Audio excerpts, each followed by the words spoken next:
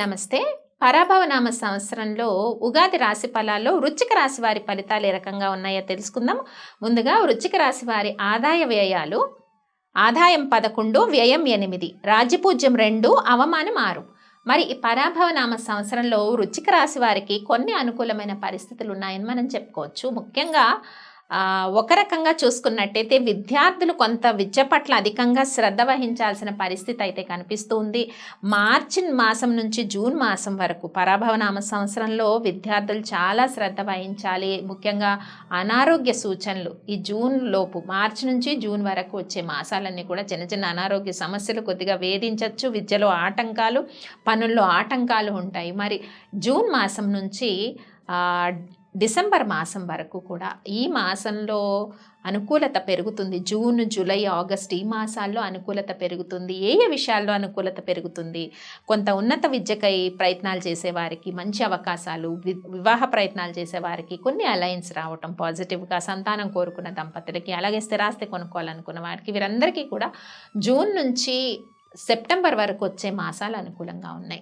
అలాగే జూలై నుంచి డిసెంబర్ వరకు కొన్ని విషయాల్లో జాగ్రత్త వహించండి. ముఖ్యంగా వాహనాలపైన ప్రయాణం చేసేటప్పుడు కానీ, తల్లిగారి ఆరోగ్య యోగక్షేమాలు, తల్లి సమానమైన వాళ్ళ ఆరోగ్య యోగక్షేమాల పట్ల ప్రత్యేకించి శ్రద్ధ వహించాల్సిన పరిస్థితి అయితే కనిపిస్తుంది.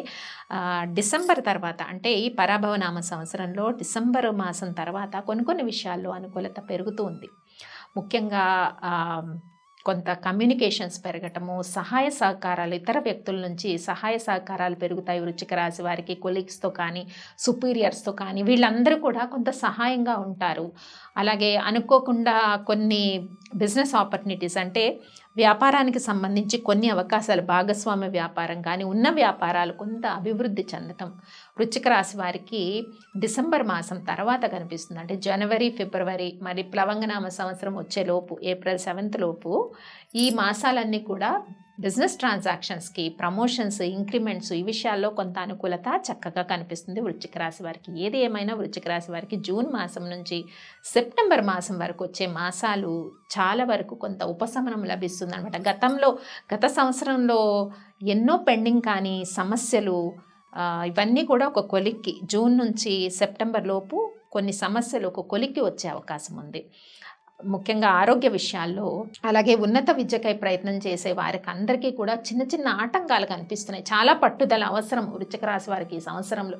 పట్టుదలతో చాలా వరకు ముందుకెళ్తే అనేక సమస్యల్ని ఓవర్కమ్ చేసే పరిస్థితి కూడా కనిపిస్తోంది వృశ్చిక రాశి వారికి. కాబట్టి ఈ మాసంలో ముఖ్యంగా అమ్మవారి ఆరాధన చేయటం వల్ల, అమ్మవారి ఆరాధన అంటే దుర్గా అమ్మవారి ఆరాధన చేయటం వల్ల అనేక సమస్యలు, చిక్కులు తగ్గుతాయి. అలాగే హనుమాన్ చాలీసా పఠించుకోవడం వల్ల కూడా ఈ సంవత్సరంలో చాలా ఉపశమనం లభిస్తుంది వృశ్చిక రాశి వారికి. ముఖ్యంగా ఆధ్యాత్మిక చింతన చక్కగా ఉంటుందన్నమాట. ఎప్పటి నుంచో పరిష్కారం కాని సమస్యలన్నీ కూడా ఈ సంవత్సరంలోనే, అంటే ఈ పరాభవనామ సంవత్సరంలోనే కొంత ఒక కొలికి వచ్చే సిచ్యువేషన్ ఉంటుంది. ఇంకా జనవరి, ఫిబ్రవరి మాసాలు, ఇంకా ప్లవంగనామ సంవత్సరంకి వెళ్ళే లోపు కొన్ని నెలలు మళ్ళీ అనుకూలంగా ఉన్నాయి. మార్చి, ఫిబ్రవరి, మార్చి ఈ నెలలు కొన్ని విషయాల్లో, బిజినెస్ ట్రాన్సాక్షన్స్ ఈ విషయాల్లో అనుకూలత చక్కగా కనిపిస్తూ ఉంది. మరి వృశ్చిక రాశి వారి స్త్రీలు ఎవరైతే ఉంటారో వాళ్ళకి ఒక రకంగా మానసిక ఒత్తిడి తగ్గుతుంది. జూన్ మాసం నుంచి సెప్టెంబర్ మాసంలోపు చాలా వరకు మానసిక ఒత్తిడి తగ్గి పరిష్కారం కాని అనేక సమస్యలు కొంత పరిష్కార మార్గంగా ప్రయాణం చేస్తాయి అని మనం చెప్పుకోవచ్చు. ప్రొఫెషనల్ వృత్తుల్లో ఉన్నవారికి, కళాకారులకు కానీ, మార్కెటింగ్ రంగాల్లో ఉన్నవారికి కానీ, మీడియా రంగాల్లో ఉన్నవారికి కూడా అన్ని అవకాశాలు, చక్కటి అవకాశాలు ఈ జూన్ నుంచి సెప్టెంబర్ మాసంలోపు వచ్చే అవకాశం ఉంది. జూలై నుంచి డిసెంబర్ 11th వరకు వచ్చే మాసాల్లో కొంత ఒత్తిడి పెరుగుతుంది, శారీరక శ్రమ పెరుగుతుంది, ల్యాండ్ ఇష్యూస్ పెరుగుతాయి. ఎవరైనా స్థిరాస్తి కొనుక్కున్నప్పుడు జాగ్రత్తగా ఆ మాసాల్లో జాగ్రత్తగా అడుగులేయండి. మోసపోవడానికి అవకాశం ఉంటుంది.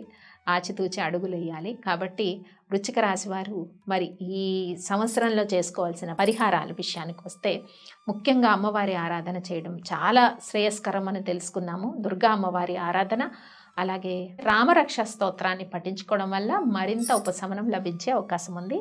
స్వస్తి.